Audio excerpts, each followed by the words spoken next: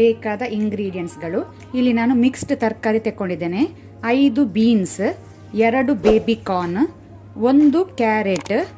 ಇಲ್ಲಿ ನಾನು ಸಣ್ಣ ಸಣ್ಣ ಬೇಬಿ ಪೊಟ್ಯಾಟೋಸ್ ತಗೊಂಡಿದ್ದೇನೆ. ಸೊ ಇಲ್ಲಿ ನಾನು 6 ಹಾಕೊಂಡಿದ್ದೇನೆ. ನೀವು ದೊಡ್ಡ ಆಲೂಗಡ್ಡೆ ಹಾಕೋದಾದರೆ 1 ಮೀಡಿಯಮ್ ಸೈಜದ್ದು ಹಾಕಿದರೆ ಸಾಕು.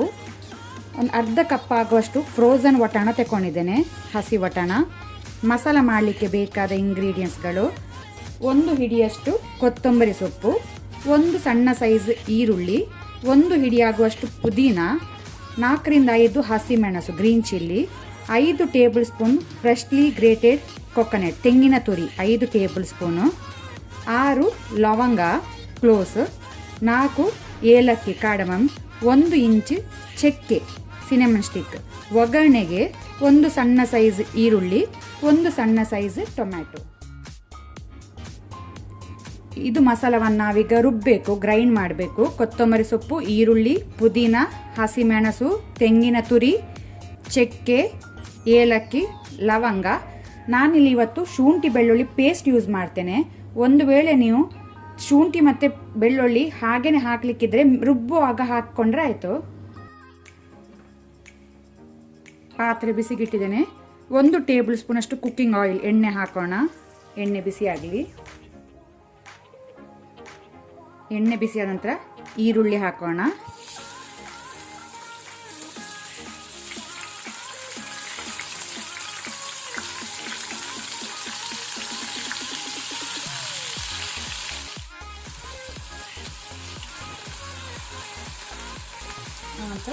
ಅದರೊಟ್ಟಿಗೆ ಸಾಲ್ಟ್, ಉಪ್ಪು ರುಚಿಗೆ ತಕ್ಕಷ್ಟು ಹಾಕೋಣ. ಈರುಳ್ಳಿಯನ್ನು ಸ್ವಲ್ಪ ಫ್ರೈ ಮಾಡುವ, ಗುಲಾಬಿ ಬಣ್ಣ ಬರುವ ತನಕ.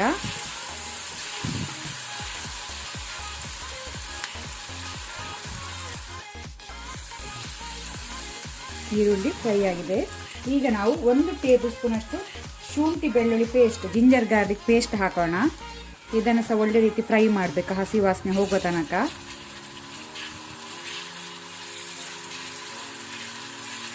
ಒಂದು ವೇಳೆ ನಿಮ್ಮ ಹತ್ರ ಶುಂಠಿ ಬೆಳ್ಳುಳ್ಳಿ ಪೇಸ್ಟ್ ಇಲ್ಲ ಇದ್ದರೆ ನೀವು ಕೊತ್ತಂಬರಿ ಸೊಪ್ಪು, ಪುದೀನ, ತೆಂಗಿನ ತುರಿ ರುಬ್ಬುವಾಗನೇ ಆಗ 1 ಪೀಸ್ ಶುಂಠಿ, ಸ್ವಲ್ಪ ಬೆಳ್ಳುಳ್ಳಿ ಹಾಕಿ ಅದರ ಜೊತೆನೆ ರುಬ್ಕೊಳ್ಬೋದು.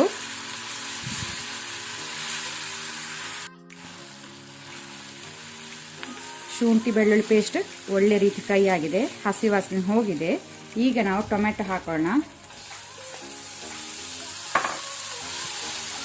ಟೊಮೆಟೊ ಸಾಫ್ಟ್ ಆಗೋ ತನಕ ಫ್ರೈ ಮಾಡ್ಕೊಳ್ಳುವ.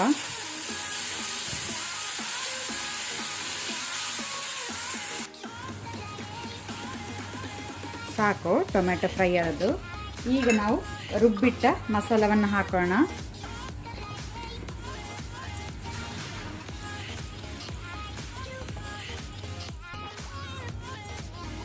ಈಗ ನಾನು ಫ್ಲೇಮನ್ನು ಮೀಡಿಯಮ್ ಟು ಹೈಯಲ್ಲಿ ಇಟ್ಕೊಂಡು ಮಸಾಲವನ್ನು ಒಳ್ಳೆ ರೀತಿ ಫ್ರೈ ಮಾಡ್ತೇನೆ. ಮಸಾಲದ್ದು ಹಸಿ ವಾಸನೆ ಹೋಗಬೇಕು, ಅಲ್ಲಿ ತನಕ ನಾವು ಫ್ರೈ ಮಾಡಬೇಕು. ಆಗ ಒಳ್ಳೆ ಟೇಸ್ಟ್ ಆಗ್ತದೆ ಮಸಾಲದಲ್ಲಿ. ಇದು ಮೇನ್ ಸ್ಟೆಪ್.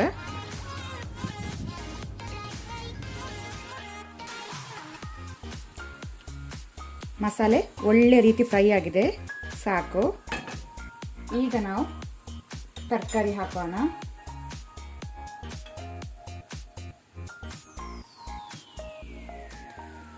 ನೀವು ಕುಕ್ಕರಲ್ಲಿ ಸಹ ಮಾಡ್ಬೋದು. ಕುಕ್ಕರಲ್ಲಿ ಮಾಡೋದಾದರೆ 1 ಅಥವಾ 2 ವಿಸಿಲ್ ಕೊಟ್ಟರೆ ಸಾಕು. ನಾನಿವತ್ತು ಓಪನ್ ಪಾತ್ರೆಯಲ್ಲಿ ಮಾಡ್ತಾ ಇದ್ದೇನೆ. ಬೇಗ ಹಾಕಬೇಕಿದ್ರೆ ನೀವು ಕುಕ್ಕರಲ್ಲಿ ಮಾಡ್ಬೋದು.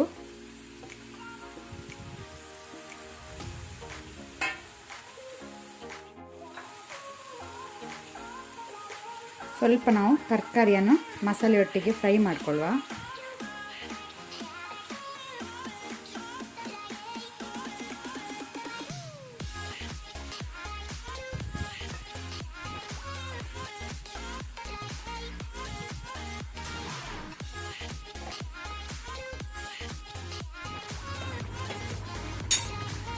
ತರಕಾರಿ ಎಲ್ಲ ಸಾಫ್ಟ್ ಆಗಿ ಬೆಂದಿದೆ.